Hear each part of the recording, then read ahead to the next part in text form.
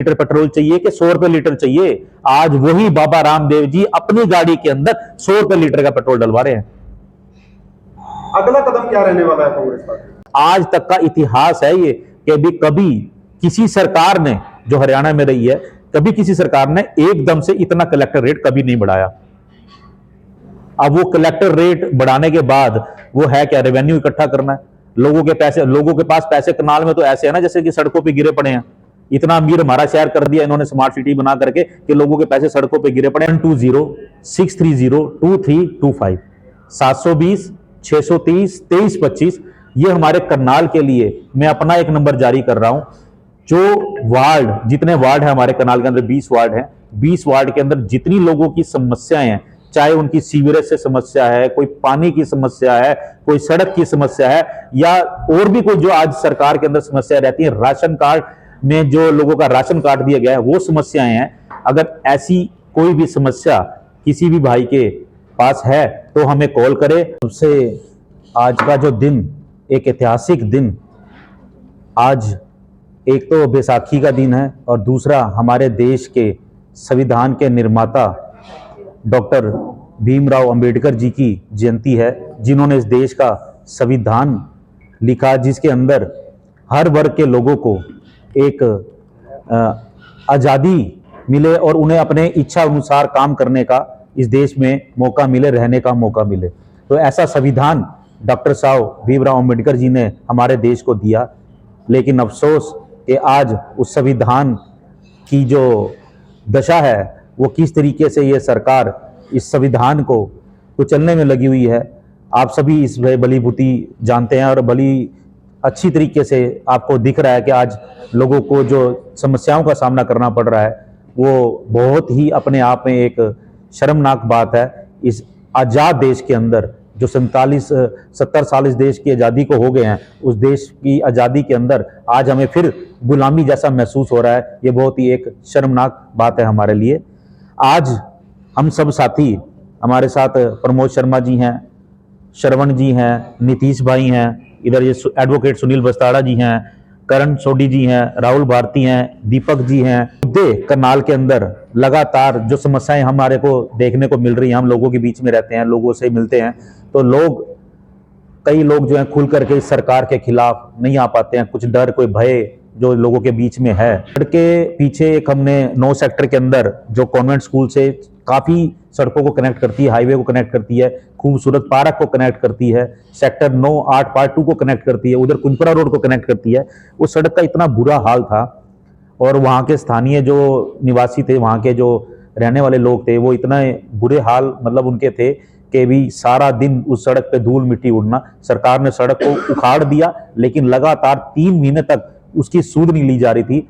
हमने आप ही जैसे एक सोशल मीडिया चैनल के माध्यम से हमने उस सड़क का इंटरव्यू करवाया और वहाँ जब हम उस सड़क का इंटरव्यू करने गए तो कुदरती वहाँ से जो लोग गुजर रहे थे तो वो भी रुक गए। तो उनमें कुछ महिलाएं जो थी वो बता रही थी कि भी ये सड़क पिछले, हमने सोचा कि भी महीना 1.5 महीना हुआ, लेकिन वो बताने लगी कि पिछले 3 महीने से ये सड़क टूटी हुई थी और यहाँ घर वालों का उनका इतना बुरा हाल था धूल मिट्टी की वजह से।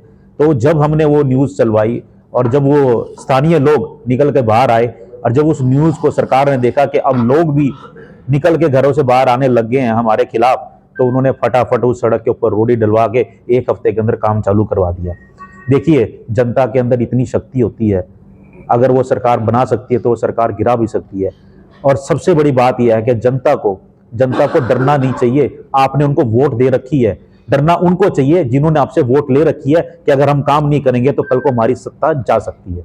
तो सड़क का काम शुरू हुआ तो आगे हम उसी मुद्दे पर चलते हुए हमने आगे 2-3 सड़कें और भी, आईजी ऑफिस के सामने जो एक सड़क जाती है, जो आपकी राजपूत धर्मशाला है, अग्रसेन धर्मशाला जो वहां पर नई बन रही है, साथ में आपके कृष्ण मंदिर है, वहां पर राम मंदिर है, वो ऐतिहासिक जगह है और साथ में खूबसूरत पार्क है उस रोड पे भी। तो वो सड़क भी टूटी हुई है, उसका भी हमने वहाँ इंटरव्यू कराया, लेकिन अभी भी वो सरकार उस सड़क को देखने को तैयार नहीं है। हालांकि राजपूत धर्मशाला उस रोड पर है और उनके जिला अध्यक्ष जो है वो राजपूत समाज से आते हैं, तो वो भी उस धर्मशाला में जाते होंगे अपने समाज के लोगों से मिलने के लिए, तो शायद उनको भी वो सड़क का संज्ञान लेना चाहिए। ऐसे ही एक सड़क करनाल शहर के अंदर जो मुगल कनाल की मेरे ख्याल में आप लोग कई बार उसका जो है सरकार को दिखा चुके हो, भी इतने खड्डे हैं उस सड़क के ऊपर कि भी वहां निकलना बहुत मुश्किल होता है। ये सुनील जी जिनका वहां पर ऑफिस है, लगातार बरसात में पानी इकट्ठा हो जाता है वहां पर। और सबसे बड़ी बात है महिलाएं जो शहर के अंदर जो बच्चे हैं, महिलाएं हैं जो एक्टिवा ज्यादातर अधिकतर एक्टिवा का इस्तेमाल करते हैं, उनका गिरने का, उनका चोट लगने का सबसे ज्यादा खतरा रोड्स के ऊपर रहता है। क्यों? रोड की जो बजरी है वो निकल कर बाहर आ जाती है, जिसकी वजह से लोगों को चोट लगने का खतरा सबसे ज्यादा रहता है। तो इसी सरकार की जो ये सड़कों के मुद्दे हैं, उनको हम आगे और भी जहां जहां हमें, और सड़कें तो काफी करनाल की खराब हैं, अब मैं सबका इतनी बताने लगूंगा तो टाइम ज्यादा लगेगा, क्योंकि मुद्दे और भी हैं। तो फिलहाल तो सड़कों का प्रॉपर्टी आईडी जो सबसे भयंकर समस्या आज लोगों के बीच में आ रही है, 5,000 रुपया फीस नाम चेंज कराने के और एड्रेस चेंज कराने के, कुछ भी अगर आपने प्रॉपर्टी आईडी के अंदर आपने चेंज कराना है तो उसकी 5,000 रुपये फीस रखी जा रही है। गलत सर्वे किए गए, गलत सर्वे के कारण लोगों को आज इतनी दिक्कतों का सामना करना पड़ रहा है। अब वो गलत सर्वे क्यों कराए गए तो हमें नहीं पता, हो सकता है कि 5,000 फीस लगाने के लिए वो गलत सर्वे कराए गए हों, ताकि लोग 5,000 रुपये फीस भर के अपने वो आईडी को ठीक करवाते फिरेंगे। लेकिन हो क्या रहा है, 5,000 रुपया फीस भरने के बावजूद भी लोगों को धक्के खाने पड़ रहे हैं। कभी पोर्टल नहीं चलता, कभी ये यहां से नहीं होगी, पंचकुला से होगी, वहां से ये परमिशन नहीं है हमारे पास, कभी अफसर बदले जा रहे हैं लगातार, कभी ये अफसर बदल दिया, कभी तहसीलदार साहब नहीं बैठे हैं। तो ये समस्याएं जो हैं लोगों के साथ ज्यों की त्यों बनी हुई हैं।